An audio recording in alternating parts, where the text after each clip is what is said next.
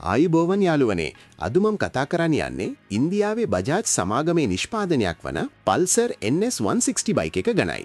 මේ බයික් එකට ලංකාවේ ගොඩක් කොල්ලෝ කෙල්ලෝ පිස්සුවෙන් වගේ ආදරය කරනවා. ඇග්‍රෙසිව් ලුක් එක, රෝ පර්ෆෝමන්ස් එක, ඒකෙන් එන ත්‍රිල් එක, ස්ට්‍රීට් ෆයිටර් වයිබ් එක නිසා මේ යක්ෂයාගේ කරමතින් යද්දි එන්නේ මාරම ගැම්මක්. අද කාලයට ගැලපෙන ඇග්‍රෙසිව් පෙනුමක් සහිත පල්සර් 160 බයික් එකේ වර්ණ සංකලනයන් කිහිපයක් ඇත. ඔයා කැමති මොන පාට ඉන්ෂකනද? කමෙන්ට් කරන්න යන්න අමතක කරන්න එපා. H4 බ්ලූටින් හෙඩ්ලෑම්ප් එක නිසා බයික් එකේ පෙනුම වෙනම තලයකට ගේනවා.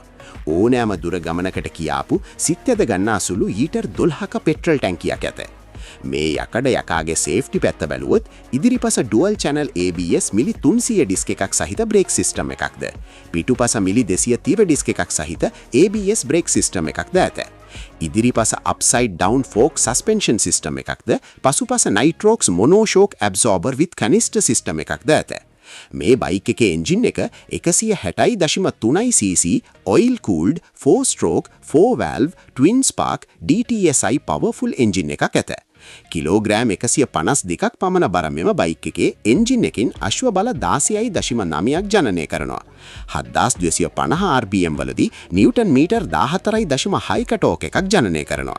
වේග 5ක ගියර් පද්ධතිය සහිත මේ යකඩ අශ්වයා පැයට කිලෝමීටර් 115ත් 120ත් පමණ වේගයෙන් පාරවල් දෙවනත් කරනවා. ඔයා ගිහින් තියෙන වැඩිම වේගය කමෙන්ට් කරන්න යන්න අමතක කරන්න එපා.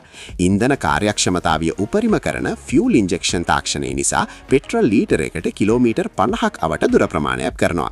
ඔයාගේ NS එකක් පදින යාළුවා මෙන්ෂන් කරන ගමන් වීඩියෝ එක හොඳයි නම් ෂෙයාර් කරන්න යමු. ඔයාගේ යකඩ හීන සැබා වේවා. ඔබට ජය වේවා.